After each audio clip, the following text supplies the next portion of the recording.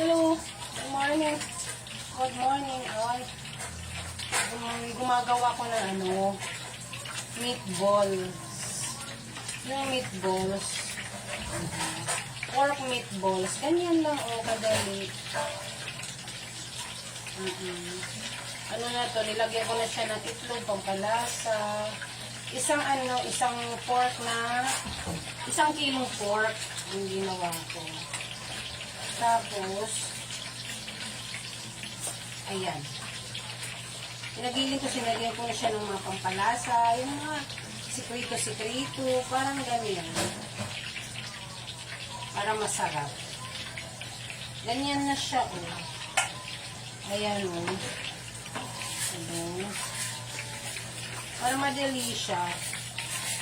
Ito lang, parang spatula lang. Hindi na ako nag-roll. Ginaganyan ko na lang. Ganyanin ko na lang siya. Para madali siya. Hindi tayo mahirapan sa pag gagawa ng ball. Gagawin bilog yung Siyempre, nilagyan ko to ng sugar. Instead na bitchin. Sugar na lang para healthy pa siya. Diba, ganon, yung meatballs. Ganyan-ganyan na lang. Gaganyan mo lang siya. Tapos, okay na. Ipulan na siya. Parang ganyan. Diba? Saglit lang. Kasi dati nahihirapan ako nito. Kasi ginaganyan-ganyan ko pa, ganyan yun. Minumuld pa sa kamay. Tapos nakita ko to. Parang okay siya. Madali nga, mas okay siya. Pag gumagawa ko rin ng meatball, kahit ano naman, basta bilog. Bilog lang.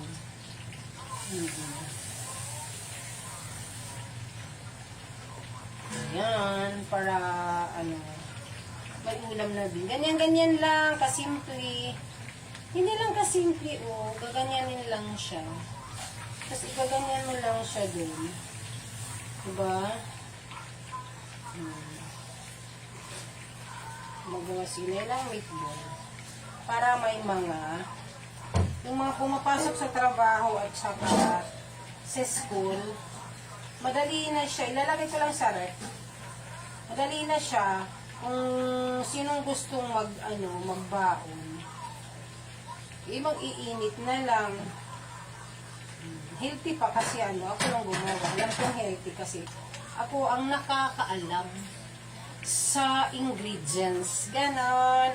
Hello mga guys. Gawa-gawa tayo. Ganyan. Ganyan na lang kadali ngayon yung buhay. Hindi naman yung tsugi kaagad na madali yung buhay. Yung ganyan lang hindi na mahirap. Kasi dati nahihirapan ako sa ganyan. Dati maggagayat-gayat ka ng mga sibuyas, bawang, ganyan. Bye-bye! Bye-bye!